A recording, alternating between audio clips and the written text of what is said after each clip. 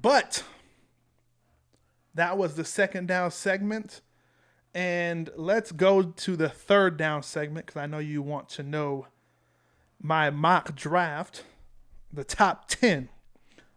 Now, let me warn you, there will be some trades in my mock draft. I'm not Mel Kiper. I'm not Todd McShay where there's no trades. And, their rules is there's no trades in their mock drafts. I'm going to be realistic with the trades here. And feel free to let me know what you think about this mock draft. If you think it's cool, then you're cool. If you think it sucks, okay, let's let's get into this mock draft. So, pick number 1, Cincinnati Bengals. I think this one is a lock, obviously, if you're living under a rock. Joe Burrow, quarterback, LSU, will be a Cincinnati Bengal. Heisman winner, probably one of the best quarterback seasons that we've ever seen. I know my dad was talking about Joe Burrow in the beginning of the season when he started watching him. I was still hesitant on Joe Burrow because he was playing well, but I wanted to see some consistency, and obviously every single game he lit it up. So Joe Burrow ended up finishing the season with almost 5,700 passing yards, 60 touchdowns, 6 interceptions, and 76.3% completion. So those numbers are like Madden, NCAA, rookie. I'm starting a franchise. I'm playing on rookie Madden. Those are the type numbers that he was putting up. 60 touchdowns and 6 interceptions. So for every 10 touchdowns, he had 1 interception. 76.3% completion. That's ridiculous. Those are video game numbers, people. Those aren't numbers that you'll see every year. Okay? Even the quarterbacks that will be locks as 1 and 2 next year, which I'll get into a later segment, Trevor Lawrence and Justin Fields, they weren't even close to those numbers, right? So Joe Burrow will go to the Cincinnati Bengals. He's from Ohio. He should. I'm not gonna say he should like it there, but he's basically the hometown guy. So unless the Bengals are idiots, they draft Joe Burrow and they call it a day. And then now they should be working on their second round pick to see who they're going to pick in the second round for the last month, because there's no evaluation needed. You pick Joe Burrow and you move along. Pick number 2, Washington. New coach Ron Rivera, defensive guy. So what do? You pick the best defensive player in the draft and possibly the best player in the draft. Chase Young, defensive end, Ohio State. Based on all the evaluations I've seen, Chase Young is supposed to be better than Joey and Nick Bosa, and those guys are studs.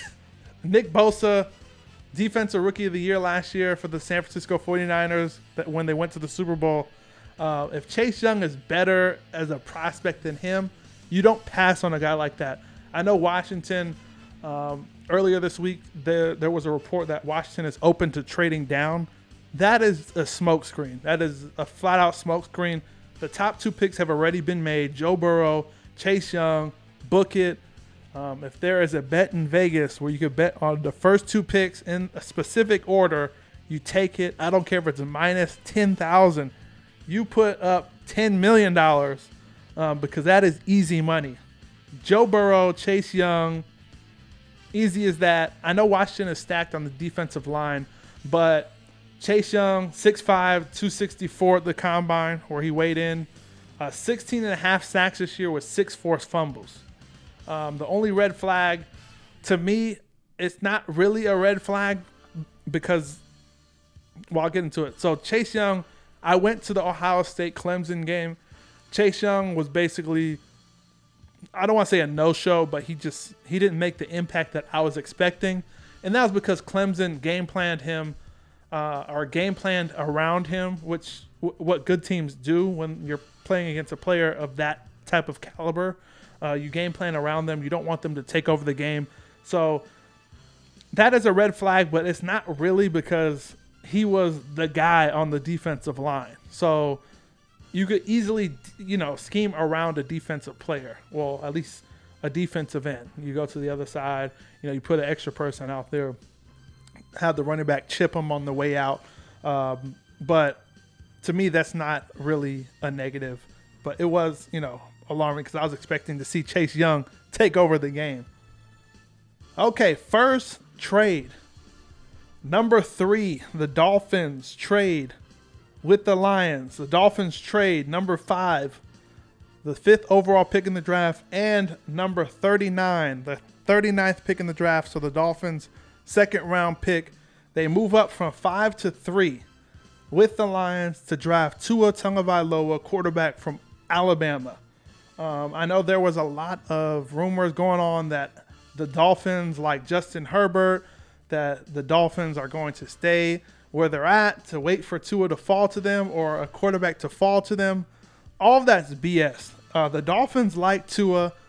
From everything that we've heard since the combine, Tua's medicals have been excellent. For whatever reason, all of these reports are coming out that Tua might need a hip replacement. Tua's Wonderlic scores, are super low. Those are ridiculous reports. The Dolphins are going to trade up for Tua, whether the Dolphins fans like it or not. If the Dolphins want Tua Tagovailoa, they don't wait for him at 5. They trade up and get their guy because both the Lions and the Giants have put out that they are interested in moving down. And if you identify a franchise quarterback, you do not allow them to just, let's cross our fingers and hope they fall to us. No. You trade your second round pick, the 39th pick, you move up 2 picks, and you draft Tua. That's not a lot of capital to move up. Worst case scenario, if the Lions are jerks and they want more, the Dolphins trade number 5 and the last of their 3 first round picks to go up and get Tua. I mean, this is a no-brainer. You draft Tua, his comps, Drew Brees, Russell Wilson, tank for Tua last year. I mean, and even after, let me just go into his stats from this year only. So obviously he's former national championship freshman year, came in at halftime and delivered a miracle for Alabama. But this year, after the games he missed, he finished the year with almost 2,900 yards, 33 touchdowns, and 3 interceptions. 71.4% completion percentage. So again, he wasn't, as far as passing yards, obviously Joe Burrow had him, but touchdown to interception ratio, Joe Burrow was at 10-1. Tua was at 11-1 before he got hurt. 33 touchdowns, 3 interceptions, 71.4% completion percentage. Joe Burrow had him beat by about 5%, which is a lot, but 71% is excellent completion percentage. So I'm not buying all that smoke with the Dolphins like Herbert more than Tua. The Dolphins want Tua. They're going to trade up to get him, and that's what's going to happen, especially if the Lions want the 39th pick, again, to move down 2 spots and probably get the player they're going to take if they stayed at 3. They take the trade. They move down 2 spots. The Dolphins are happy. The Lions are happy. Everybody gets their players, and I'll get into the Lions pick soon. But the 4th pick, the Giants. Now, the Giants have displayed their interest in moving down. I think it's going to be tough for the Giants to move down just because hear me out. So Tua is the second best quarterback. Obviously, when it comes to tier 1 quarterbacks, it's Joe Burrow, Tua in that one category, tier 1. Tier 2, you have your Justin Herbert. Then you have Love from Utah State. No other team is going to trade up with the Giants or the Lions. Or the Lions aren't going to trade back down again. They're going to get the player that they want at 5. They're not going to trade down too far. And the Giants aren't going to trade down that far either. But I still think it's going to be hard for them to trade down because the only people that will want to trade up to the Giants is a team that need a quarterback. And I don't see another team that want Justin Herbert that bad to trade up to number 4. Now, The Chargers potentially could trade up with the Giants, but I think the Chargers' mindset is if Tua goes 3, Giants are not going to draft Herbert. And if they can't draft Herbert and it's going to be hard for them to trade down, they're going to take, whoever they take. The Lions aren't going to take Justin Herbert because they need defensive help. So Herbert will fall to us. Now, again, I know I stated that it's stupid for the Dolphins to let Tua kind of fall to them. But the Chargers, in this case, it would actually benefit because Tua is a tier 1 guy. There is a possibility that another team would trade up with the Lions at number 3 to draft Tua in front of the Dolphins, who everybody knows the Dolphins want Tua. So I have the Giants staying pat at 4, drafting Tristan Wirfs, offensive tackle, Iowa. He was the Big Ten Lineman of the Year, first team All Big Ten honors, 6'5", 320 at the Combine. We're talking about a guy that's going to solidify that line for Daniel Jones and the Giants, help open up some holes for Saquon Barkley.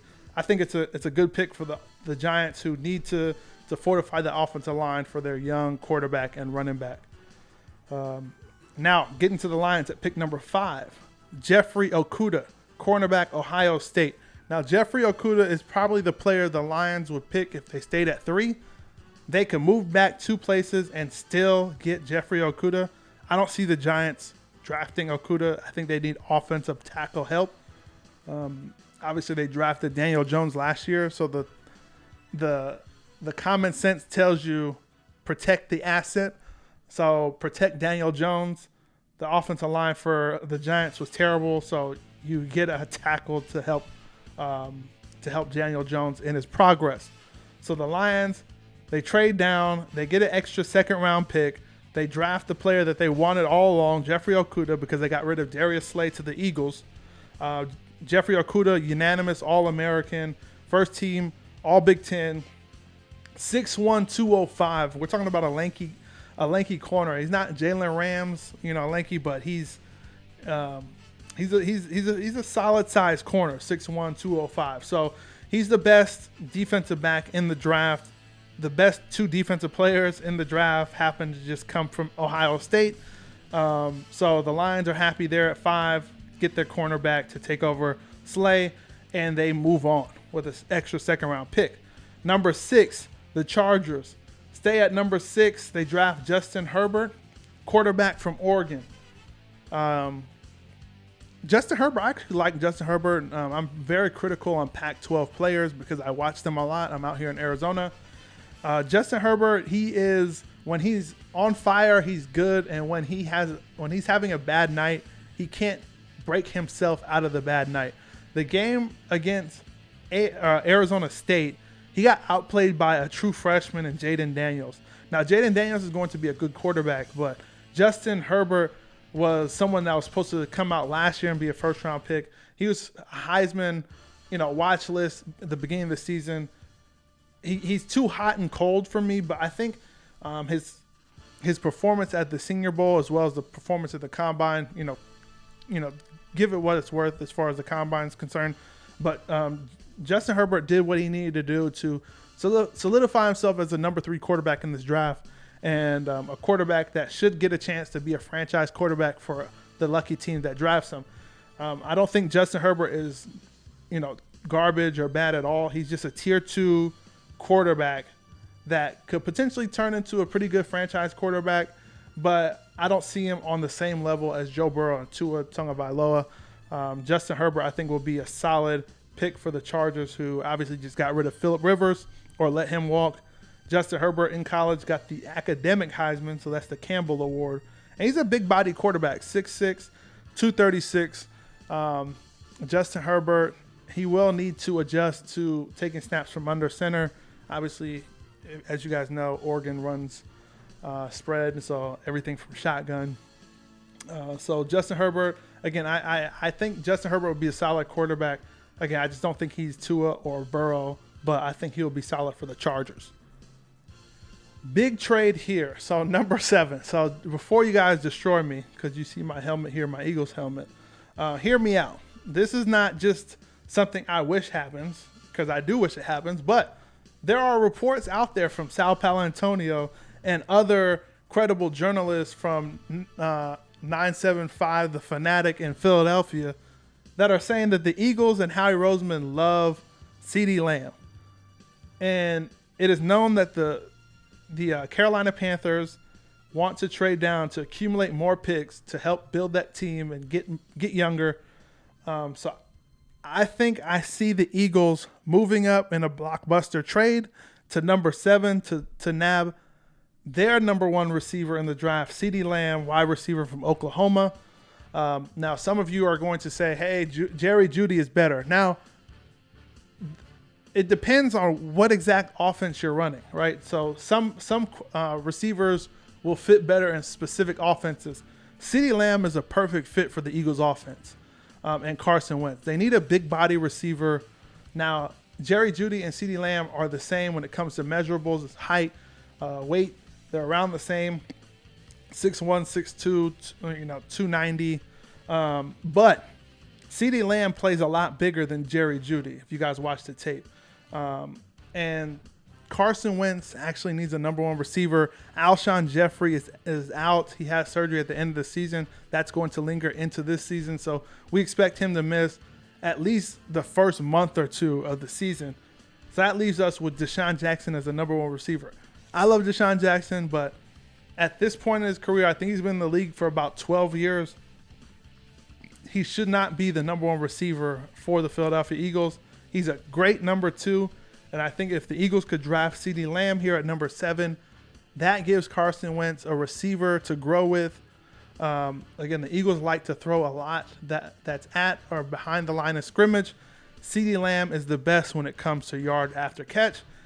This year, he was a Blitnikoff finalist, first team All-American, and 51% of his yards, his receiving yards, and I believe he had around 1,400. 51% of that was yards after the catch. So just think about that. This guy is breaking tackles. This guy is getting yards after the catch. Again, this is a perfect fit for the Eagles. They need a big body receiver. They need a receiver that could get yards after the catch. They need a receiver that could get separation on their own. The Eagles cannot wait at 21 and draft whoever is left of the receivers. They need to go up and get their number 1 receiver for their $130 million quarterback in Carson Wentz. Okay, now that the Homer stuff's over. Number 8 to the Cardinals. So I think the Eagles jump ahead because there is still some speculation that Kyler Murray is pushing the Cardinals to still draft Ceedee Lamb even after getting DeAndre Hopkins. Now that's just greedy, all right? That's just greedy. Now I don't blame him for that. You definitely want as much weapons as possible, but I think the Cardinals will make the right decision, even if the Eagles don't trade above them, to get an offensive lineman. Kyler Murray he's had trouble with his offensive line, getting sacked a lot, getting pressured a lot. They go Jedrick Wills Jr., offensive tackle, Alabama, first team All SEC. This is a guy that could help build that offensive line, that could help Kyler Murray stand straight in the pocket, that could help him from actually, feeling that pressure.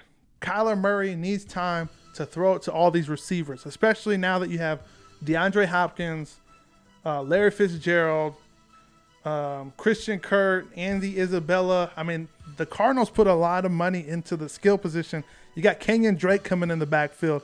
You need offensive line to open up the holes and to give the quarterback time to throw the ball, not to mention just to secure the quarterback. You don't want your quarterback taking all these unnecessary hits. So I do see the Cardinals going Jedrick Wills, offensive tackle, Alabama. Again, I know it's going to be hard for Cliff Kingsbury to draft a lineman when there's still like Jerry Jeudy on the board and potentially Ceedee Lamb might be on the board, but you have to think about your quarterback as an asset. You need to protect the asset. So I think that would be a great pick for the Cardinals. Number 9, this one was difficult for me because the Jacksonville Jaguars are in a situation where I don't think they want to go quarterback. I think they've made it pretty clear that they are okay with Gardner Minshew. they clearly are in rebuild mode. They're trading everything away.